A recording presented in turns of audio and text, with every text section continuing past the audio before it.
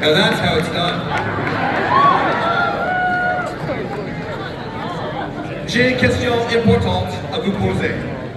Après cette décennie perdue des libéraux, qui a affaibli le Canada face aux États-Unis, avec les taxes et les impôts trop élevés et une inflation hors de contrôle, est-ce que les libéraux méritent un quatrième mandat? Absolument.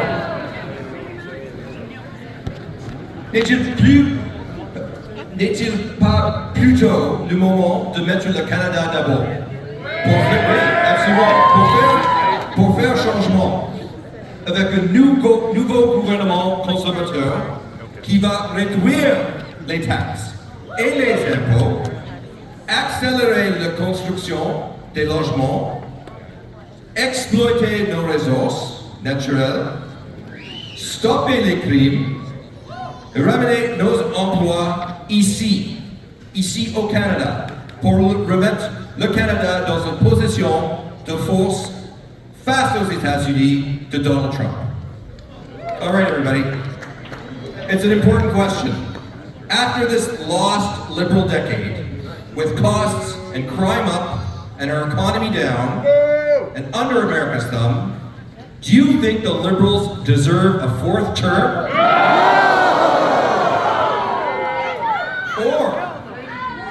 Or is it time to put Canada first for a change?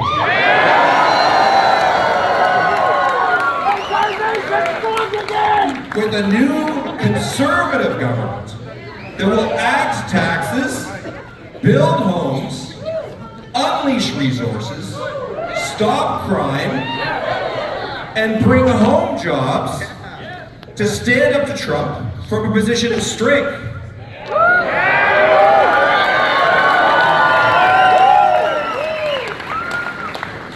Now, common sense Canadians like you know we need a change. And who's the person to deliver that change?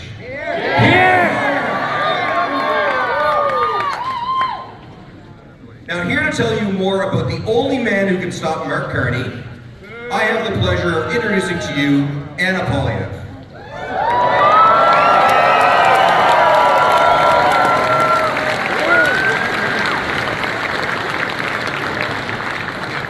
Now, Anna is an entrepreneur. She's a dedicated advocate against human trafficking and a staunch supporter of women's empowerment. Born in Venezuela and raised in Montreal, Anna moved to Ottawa in 2006, where she met her future husband, Pierre Poilievre. And they married in 2017. Now, an active member of the conservative movement, she is the driving force behind the conservative merch. Many of you are wearing it tonight. That's her efforts. And she's, of course, Pierre's #1 supporter. Elle a lancé Their Stories Matter, une plateforme en ligne dédiée à donner la parole aux suivants du trafic de personnes. Anna is committed to supporting women and elevating them through her online magazine, Pretty and Smart Co., and her Lead Her Forward initiative, which seeks to pay it forward by inspiring, connecting, and elevating women. But she will tell you that her greatest accomplishment and most important roles are being a supportive wife and the proud mother of Valentina and Cruz.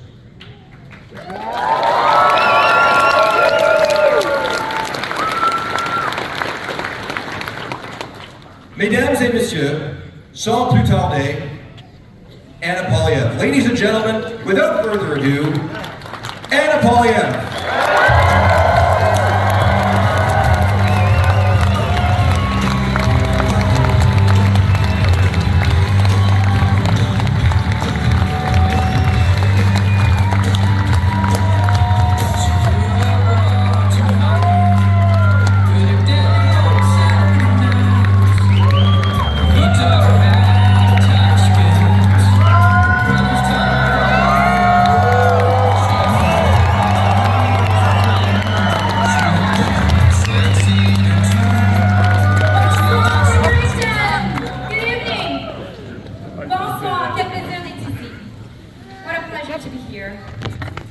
Donc, Canada, nous y voilà.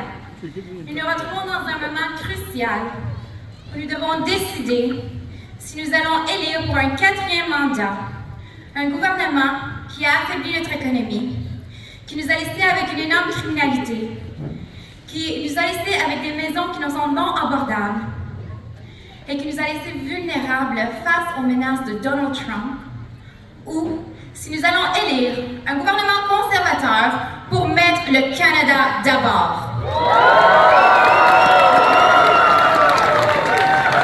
So Canada, here we are in a crucial time where we must decide whether we're going to elect for a 4th time a government that has weakened our economy, left us with unaffordable housing and food, rampant crime, and vulnerable in the face of threats of Donald Trump, or are we going to elect a conservative government who's going to put Canada first for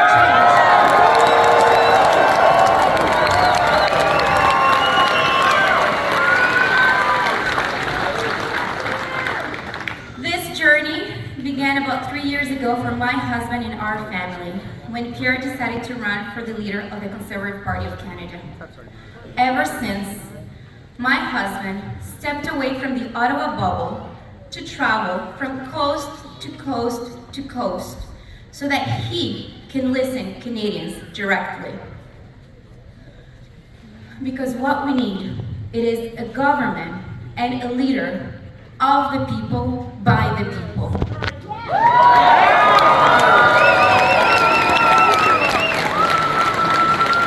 Leadership is not born from the boardroom of the elite. Leadership is not born because of fancy titles and degrees. Leadership is born from the true love of our country, our true north, strong and free.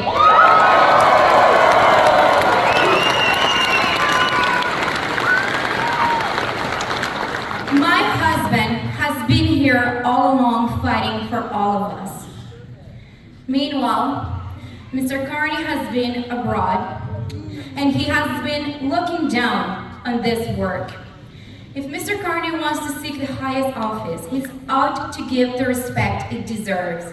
Yes, my husband has spent his life right here, at home, fighting for our youth, our families, our seniors, and that is an honorable thing to do.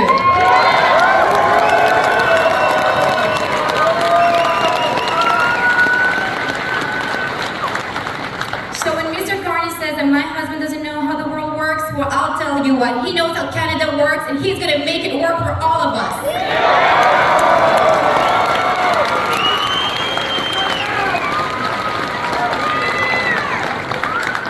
Now, I love all of my husband's policies, but I think that to really understand the policies and the why, we need to understand the man and the family behind of it all. My husband was born from a teenage mother who gave him out for adoption to 2 school teachers in Calgary. They have worked really hard for everything, living paycheck to paycheck. Pierre worked for everything in his life. Nothing was given to him. That's right, thank you. I was born in Caracas, Venezuela, and my family immigrated here to Canada in Montreal in 1995 when I was 8 years old. My father's first job was collecting fruits and vegetables, because that's the only thing he could do. Later on, he had 3 minimum wage jobs just so that he can make ends meet and feed our family. By the time that I was 17, I had left home and been 100% financially independent. By the time that I was 19, I had moved to Ottawa, took a student loan, and worked full-time so that I can put myself through university and feed myself. By the time that I was 25, I had saved enough money, $25,000, to put a down payment on a little townhouse in the east end of Ottawa, a 2-bedroom house. That, I was a 25-year-old single girl. And that, ladies and gentlemen, was in 2012, 3 years before the Liberals took office. So, that is the Canadian promise that we are fighting for and that we want to bring back so that all of us, our youth, our families, our immigrants, they can all afford a house and food again.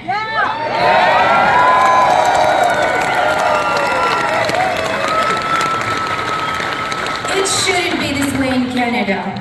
But ladies and gentlemen, there is hope on the way. My family is standing united, and we're here together in this fight with you, and we need you with us. So, ladies and gentlemen, that is why it is my pleasure to share with you my husband, the next Prime Minister of Canada, Pierre Poilievre.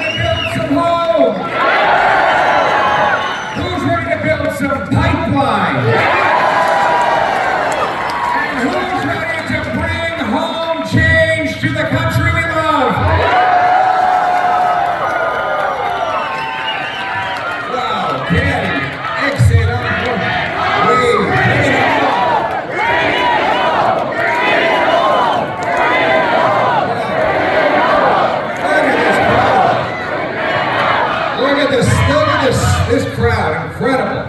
And it's not just, I need you as well. Thank you. Just for that, you get a shirt. There you go. Thanks for that. A great patriot. Look at this crowd. Incredible. I think that New Brunswickers are ready to put Canada first.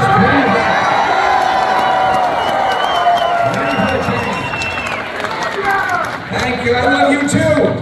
It's not just the quantity of people, it's the quality. Look at these. Very good-looking crowd, patriotic, strong, optimistic. Look at those smiles. People feel hopeful again. They see hope on the horizon. They want to bring home the promise of this country. La promesse du Canada, que chacun qui travaille fort peut avoir une belle vie dans une belle maison, dans une communauté sécuritaire, protégée par des braves soldats sous notre fier drapeau canadien. That is the Canadian promise, that anyone who works hard can have a great life in a beautiful house on a safe street, protected by brave troops under a proud flag. That's what it means for the Canada Force.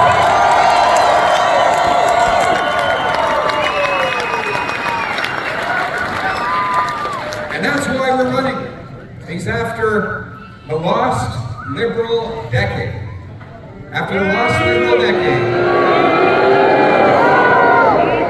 here's the question.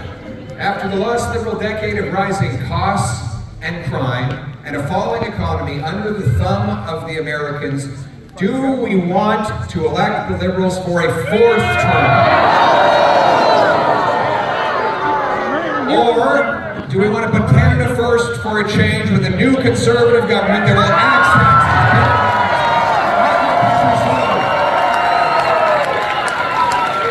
Change. Who wants change?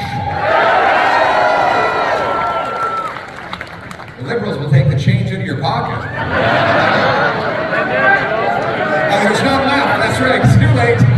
Everyone's already broke. They're pulling a fast one again, aren't they? After the last Liberal decade, they want you to forget that they doubled housing costs, that they drove up food prices 37% faster in Canada than in the United States with their carbon tax on the farmers and truckers who bring us the food. They want you to forget that they drove 25% of Canadians into poverty.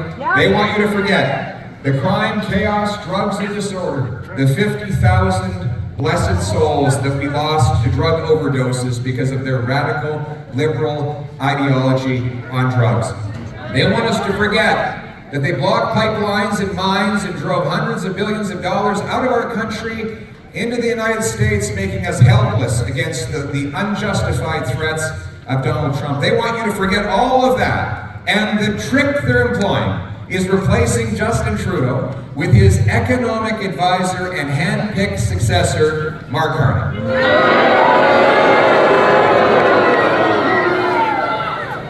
It is, as Atlantic Canadians will tell you, it might be a new face at the helm, but it's the same ship, the same Liberal ship, the same Liberal crew, the same broken down Liberal boat, the same sinking ship that's going straight down. That is not change, my friends. That is more of the disastrous status quo that Canadians want to leave behind.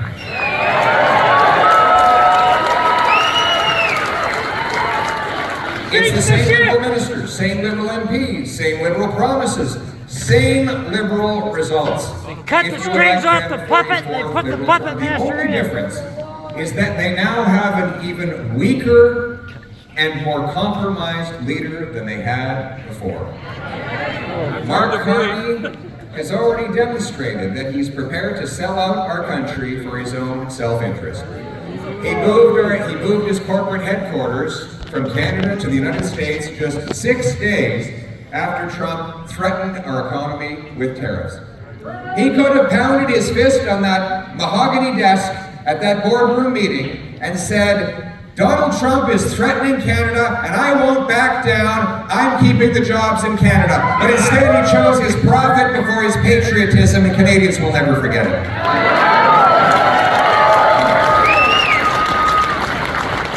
And while our schools and hospitals were starving for money and our taxpayers were overcharged, he stashed his corporate cash in Bermuda so that he wouldn't have to pay Canadian taxes. He took a $250 million loan for his company from the Chinese government-backed bank, personally traveling to Beijing to secure the deal in October, while he was the economic advisor to Justin Trudeau, who should have been acting in Canada's national interest. Now, he is locked up in that conflict of interest. And the worst thing about all of these decisions is that he still owns the shares and the investments in the company he moved to New York, for which he held the taxes down in Bermuda, and from which he got the loan from the Chinese government. All of these foreign interests will be pulling his strings. My friends, this is not a way to change from the lost Liberal decade. Mark Carney will make it even worse. And just today, we saw evidence of that. Did you hear the story of this Liberal MP? Incredible. The Chinese government puts out a bounty on the head of a Canadian citizen because he criticized China. And the Liberal candidate in the same riding as this Conservative candidate said that that people should turn him over to the Chinese government to send him back to China where he could be killed. On a bounty. Mark Carney was asked what he thought, and he said he would keep that Liberal candidate in place. When you owe the Chinese government $250 million, it's pretty hard to stand up for Canada, isn't it? If this is the question as we face the threats of trade tariffs from Trump, if Mark Carney will not stand up for a Canadian citizen whose life is threatened by a hostile foreign regime, will he ever stand up for Canada against the Americans? Of course not. But he is weak, out of touch, and compromised. But he will never put Canada first. And that's why the choice in this election is very clear. Do you want a weak and compromised Liberal to carry on with a fourth Liberal term of driving costs and crime up and driving our country down? Or are you ready for a change with a Canada First Conservative government?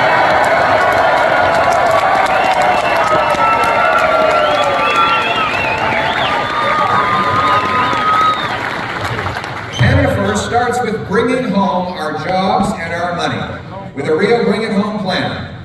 Bring it home is my terminology for two reasons. One, because we're going to be bringing home the hundreds of billions of dollars Liberals have driven out of the country to hostile foreign economies.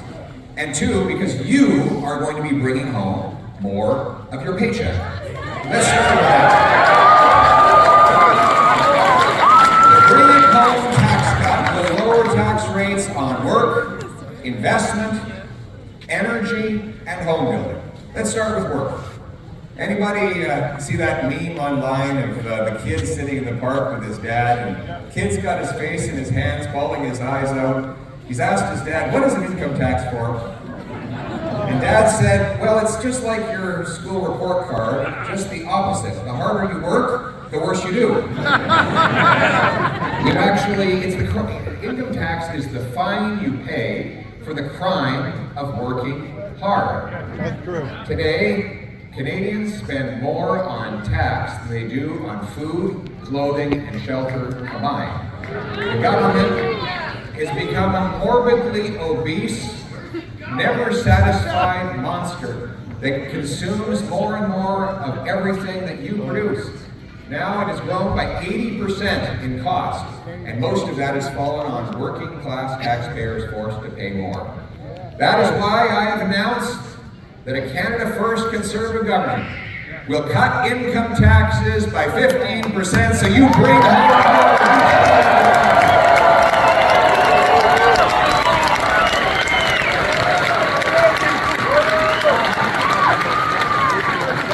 We will cut taxes on investment. Investment is what it takes to make things move. Capital goes where capital grows. So in Canada today, in an hour of work, we produce about 52 American dollars of GDP. In the States, they produce 80 American dollars per hour work. That means they could work about a third less and make just as much as us. Why is that? We have better workers.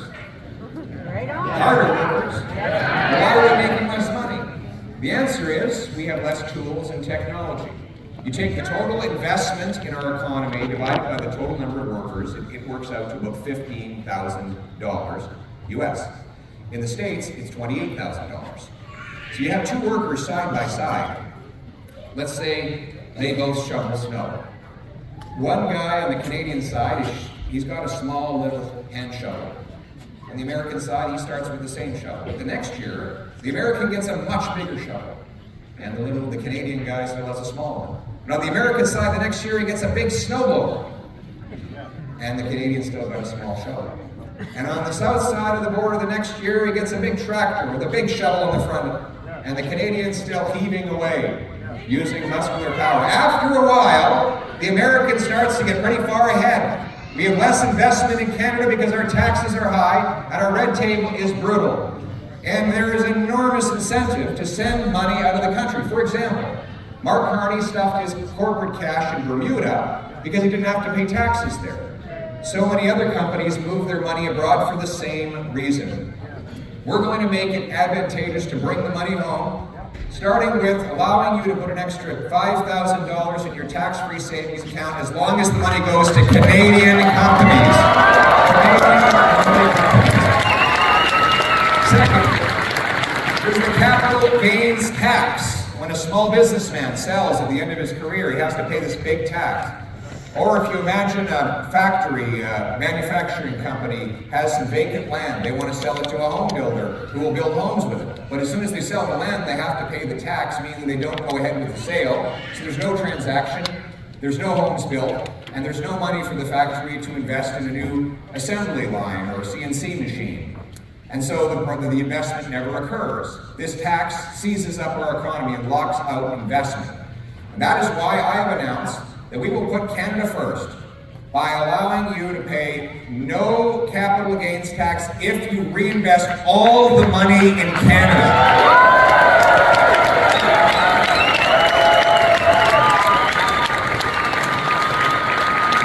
Now, you take the money out of Canada, you pay the capital gains tax. You want to go buy a boat, sit on the lake? Well, nothing wrong with that, but you have to pay the tax. But if instead you sell your investment but reinvest it in Canadian home building, Canadian factories, a Canadian company that builds pipelines, digs mines, and creates jobs in this country, then you will be able to do it tax-free. We will also encourage the companies that have shipped their money abroad to bring it home. This will be like rocket fuel that will launch our economy above the Americans.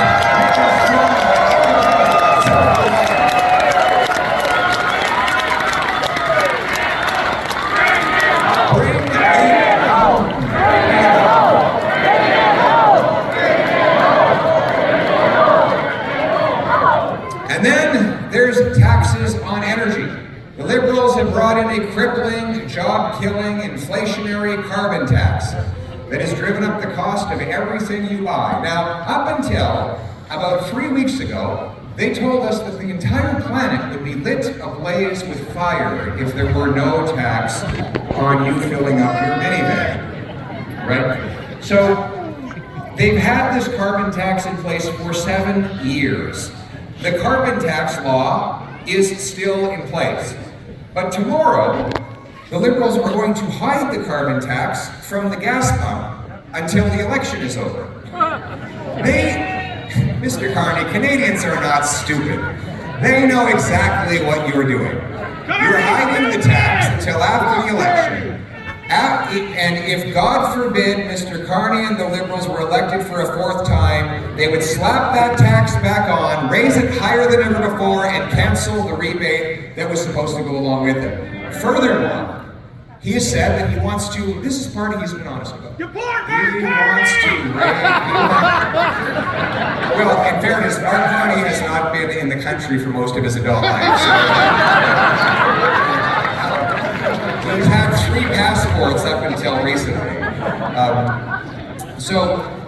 But he's admitted that he wants to bring in a much bigger industrial carbon tax on steel, on lumber, on aluminum, on fertilizer, on all the other industrial products that we need to survive as a modern civilization. But he doesn't think you're smart enough to know that it will all be passed on to you in lower wages and higher prices. And this is some area where he's got a lot in common with Donald Trump. Both want to tax Canadian industry. Trump wants to do it with tariffs, Carney wants to do it with a carbon tax. You know, we're talking about fighting Trump on tariffs, and I agree with that. But I'll tell you something, it's even worse when the tariffs and taxes are being put on our businesses by our own government. And so let me be clear. We will put Canada first by axing the carbon tax for everyone, for everything.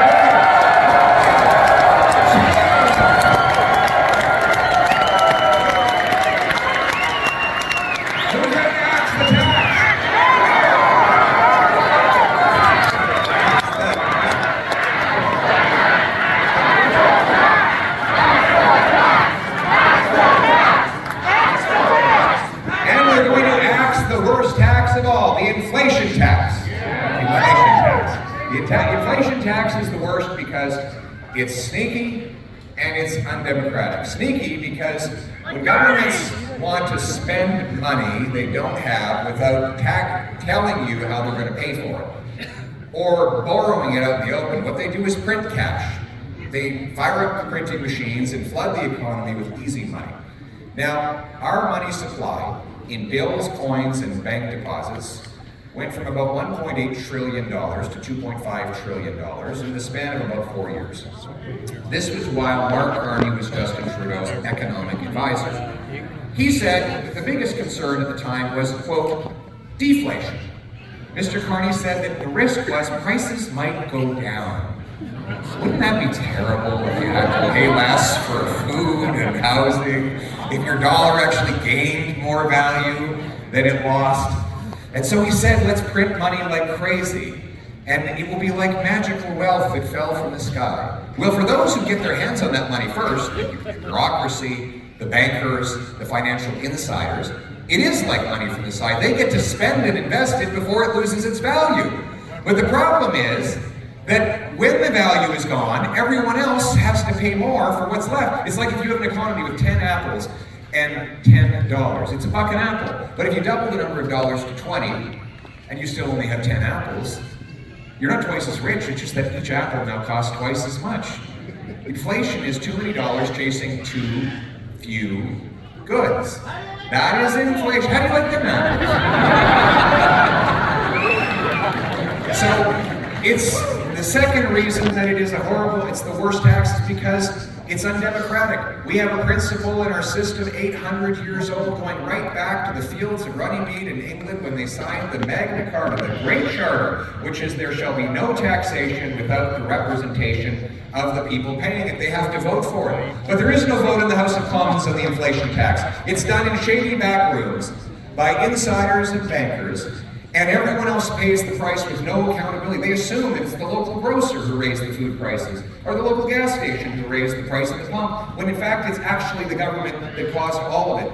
And the third reason it's the worst tax is because it takes money from the working people's paychecks and gives it in inflated asset values to the billionaires and millionaires. It's a transfer of wealth from the have-nots to the have-yots. And that is the war on the working class that we have seen during the lost Liberal decades. Now, the money printing and the inflation is simply the symptom. The disease is overspending.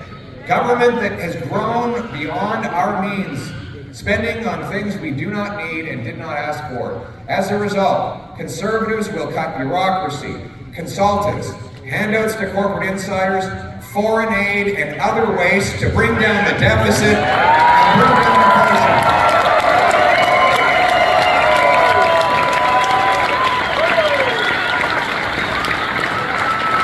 So that your money retains its value, and that a dollar earned can turn into a dollar spent. That your money should grow in its purchasing power when we have solid and sound money. And that should be able to buy homes again. After the lost Liberal decade, housing costs have literally doubled. And today, Mark Carney doubled down on Justin Trudeau's housing policy. He announced that the solution to the Liberal housing crisis is to create a $35 billion bureaucracy in Ottawa. Have you ever seen bureaucrats building homes? They've already spent $80 billion on their so-called affordable housing programs, which have doubled the cost of housing. Whenever I ask them about why housing has got so expensive out of them, they say, don't worry, we've created really expensive programs to pay for it. So now you're paying more to buy a home and paying more taxes for the programs that drive up the cost. He is actually, and then of course, Brookfield, Carney's company, which he's still invested, has abused the tenants, leaving them living in miserable conditions and doing false renovations to kick them out on the street. A man who profits off the housing crisis will never fix the housing crisis. She's a very smart lady. A very smart lady. And so the solution, the reason why is housing costs so expensive in Canada? We have the land, the labor, the lumber. It should be dirt cheap because we have the most dirt to build on. But yet, our housing has gone up faster than in any other G7 country during the lost Liberal decade. In fact, Toronto and Vancouver are now the most expensive markets in anywhere in North America. Canada's housing costs have outstripped incomes more than in any other OECD country over the last lost Liberal decade. And what's driving them up? It's government bureaucracy. More money from a new home goes to taxes, delays, permits, charges, consultants, lawyers, than goes to the people who actually build the homes. Can you imagine? A bureaucrat gets more money from the new home than does the carpenter who builds it. And to add insult to injury, the carpenter cannot afford to buy the home that he builds. So, we are going to reverse that policy. We're going to cut the bureaucracy and the taxes. Canada First Conservatives will eliminate the federal sales tax on new homes.